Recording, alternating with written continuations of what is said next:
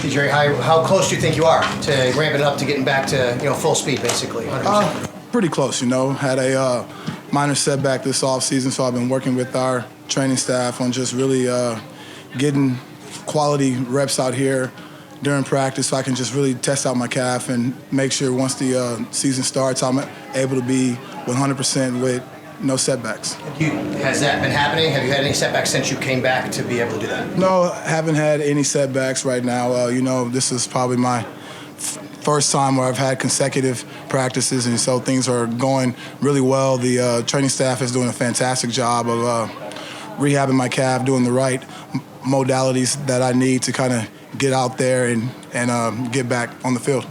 Jerry, with how many years you've been in the NFL and how many training camps you've been through now, how does your mindset change now knowing what you need to do to get ready for the season, knowing what you need your body to do to get ready for week 1? Yeah, I think right now my mindset is really just on, getting good reps, being able to kind of watch the guys work, which is really what I've been doing throughout this first half of camp. So a lot of mental reps, but also being able to kind of stay in shape, working with our strength coaches, so that way I don't have too much to go as far as, keeping my wind underneath me, being able to work throughout a game. And now that I'm actually practicing, it's just about pushing myself to see, if I have a limit on my calf. If not, just trying to still stack up good days right now. And I think that's really been the key, which is doing a lot of rehab and just taking care of my body. Jerry, I know it's just preseason, just one game. A lot of the starters didn't play, but from that game on Friday, it seemed like the pass rush had improved a lot with some of these young guys, especially in there. Just from your perspective and your vantage point, what did you see from the pass rush in that game on Friday? Oh, man, for those guys, a lot of them, it was their first NFL game, and for them to go out there and hit the field so fast and just play violent, it was exciting to see, Those young guys did a lot of great things, especially Greg, him and Big Harry. They were able to kind of put some pressure on the quarterback early, and throughout the game, all the guys in our room have the tools, and for them to kind of display that confidence and go out and execute what we talk about throughout the week, it was exciting to just sit back and watch them play and just fly around, and they had smiles on their face. They were having fun, Football's back, and so it was just really a lot of fun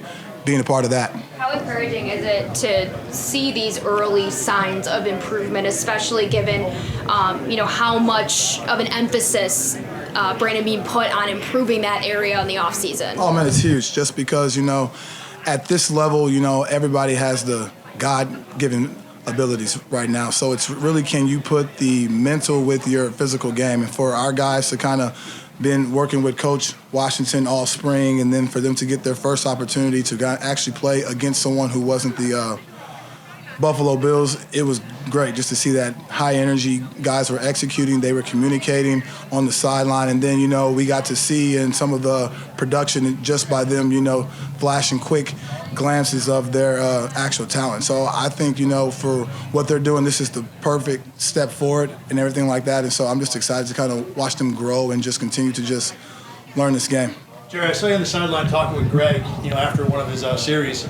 And how much do you enjoy that role of being the leader, being the teacher? You're not just with Greg, there's Boogie, there's, even AJ still, FA still relatively young. I mean, you got a lot of young guys who play your position that you can share knowledge with. Yeah, that's pretty much how I came into this game. I had to sit behind Dwight Freeney and Robert Mathis, but during my time there, I learned a lot from them, and I was always asking questions, and I felt like it really helped me to kind of get to where I am in my career, and I've shared that with all those guys in the room. So none of them are really too shy or bashful when it comes to, trying to figure something out. How can they get a competitive edge? What do they need to do as far as their diet, any kind of in-game chat that they want to have?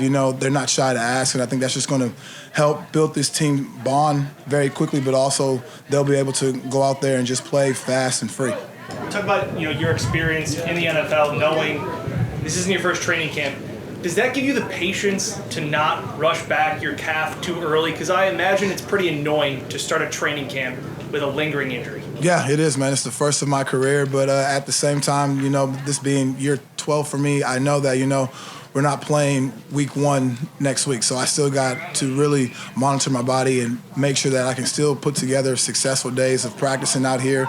That way I won't have any hiccups or setbacks during the season, just because when we play, you know, the games are flying every week, and so you really try to do the best you can to kind of keep your body high maintenance so you're able to go out there and perform. And I think that's really what I've been doing a lot of this offseason, is just listening to my body, seeing what can I do or what can I get away with as far as, you know, the reps out here or the actual workload that I'm putting in early in the morning. So I think that's just really been helping me out.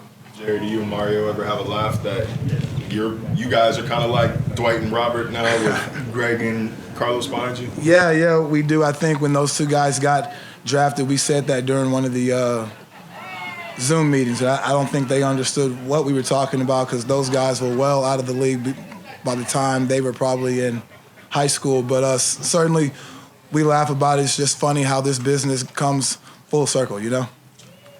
Jerry, there's some things when you talk to Greg, are there some things that maybe you can't translate just because of how long and how many things he can do physically that no one else in the league maybe can do?